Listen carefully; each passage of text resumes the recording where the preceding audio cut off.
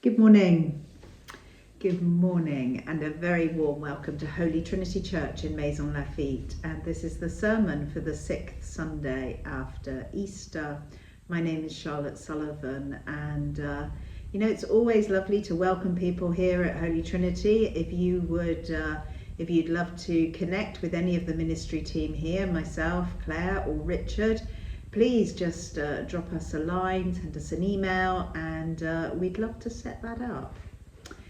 Today the Gospel reading is prompting us to think carefully about peace. And there's a particular kind of peace I suspect that most of us know very well. It's the kind of peace that lasts for about 3 minutes. It arrives when the house is finally quiet, the phone stops buzzing, your inbox is empty, the kettle's just boiled, and for a brief, almost sacred moment, everything is still. And then something pings. Someone needs something, or you suddenly remembered something you were meant to do, and the peace, it disappears as quickly as it came. You see, we call that peace, but it's really just the absence of interruption, isn't it? And into a world like that, into lives like ours, Jesus says, "Peace I leave with you, my peace I give to you." That's what we heard in the Gospel reading from John this morning. And to be honest, the timing of it feels both realistic but also a bit ridiculous, because when Jesus says it, not everything is calm, but it's on the night before everything changes once again. The disciples are anxious. They can feel it in the air. They feel that something is shifting, something is coming, and only Jesus knows exactly what. And still, he speaks to them about peace. Not the kind of peace that depends on everything going well, but the kind that holds fast when it's not.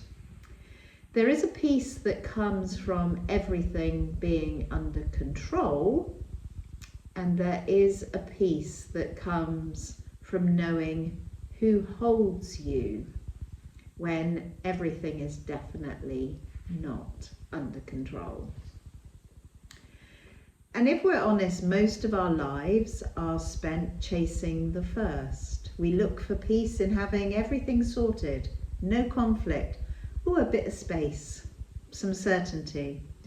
And none of those things are bad, of course they're not, but they are all fragile. They come and they go with circumstances, and Jesus is offering something entirely different. And you hear an echo of that in the psalm that was set for this morning, where we heard, "Bless our God, O peoples, who has kept us among the living and has not let our feet slip." Now that's not a psalm that's written from a place of ease. It goes on, "You have tested us, O God, you brought us into the net. We went through fire and through water." That's not peaceful language there. That's life. That's my life, and probably yours too. But then comes the line, "Yet you have brought us out to a place of abundance." Do you hear it? Peace is not in avoiding the fire and the water. The peace is being held through it. God has not let our feet slip. That's a very different kind of peace, isn't it? And then in the epistle, you can find all these readings in the description, by the way. In the epistle, the Apostle Paul stands up in Athens, surrounded by people who are searching. They have deep thinking questions. People who have built altars to every possible god just in case they missed one, and he says something extraordinary to them.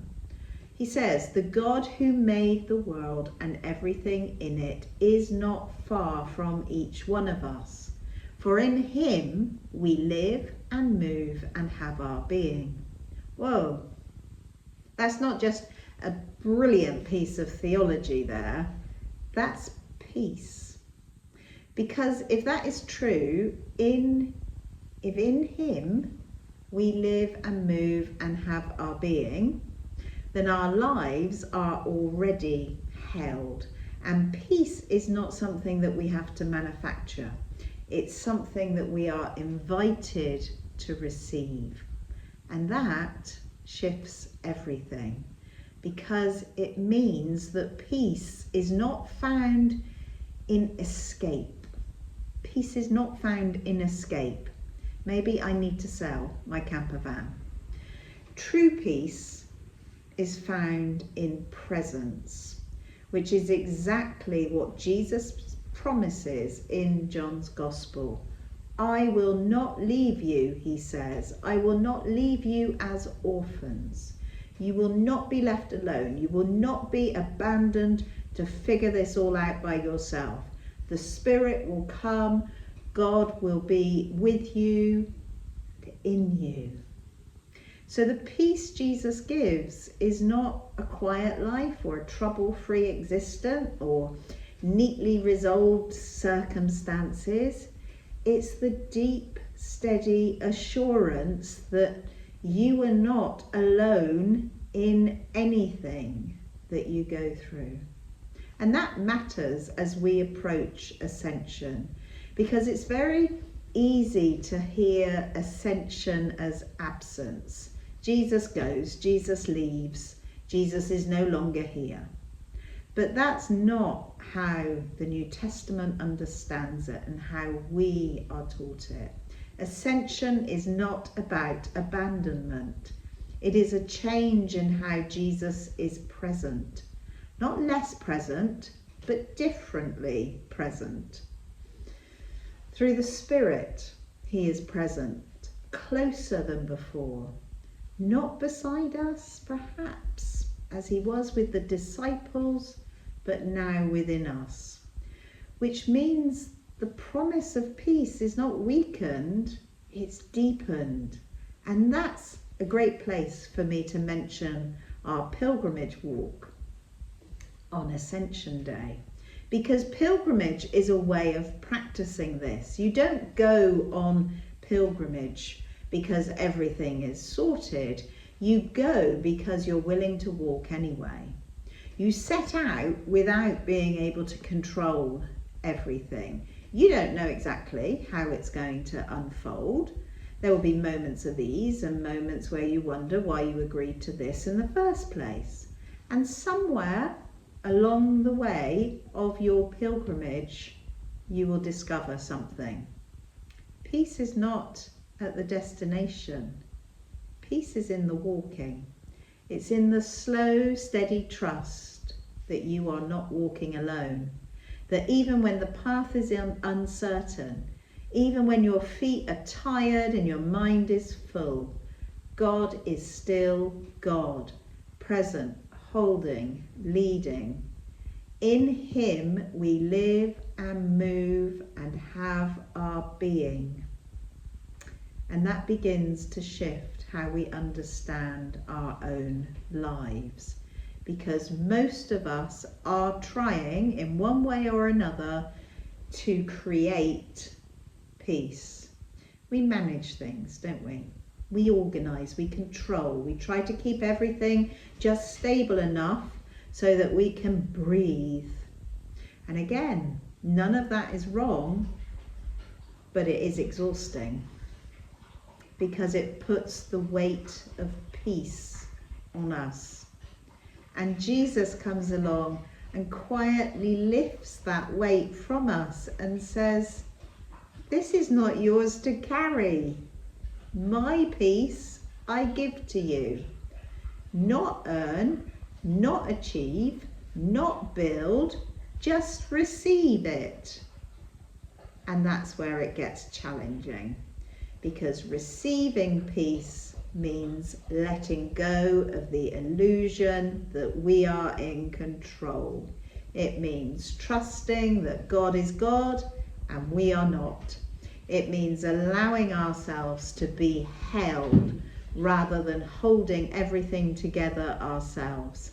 And that's not easy, but it is the only place that real peace is found. Because the world will not suddenly become calm. Life will not suddenly become simple. There will still be fire and water in our lives. There will still be uncertainty. There will still be pressure and grief and the weight of responsibility. But in the middle of all of that, there can be a different centre, a steadiness that comes not from circumstances, but from relationship, a quiet confidence that comes from knowing that you are held, you are not alone. That is the peace of Christ, and it holds. So perhaps the question this week is not, how do I find peace?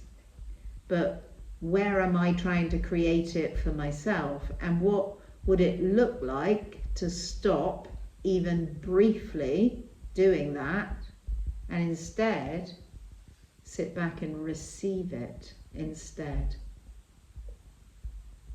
To trust that in Him you already live and move and have your being. To trust that your feet will not slip. To trust that you are not being left alone as an orphan, because the peace of Christ is not something we build, it is something we are given, and it will hold even when everything else does not. Amen. You have a really good week, and I'll see you soon.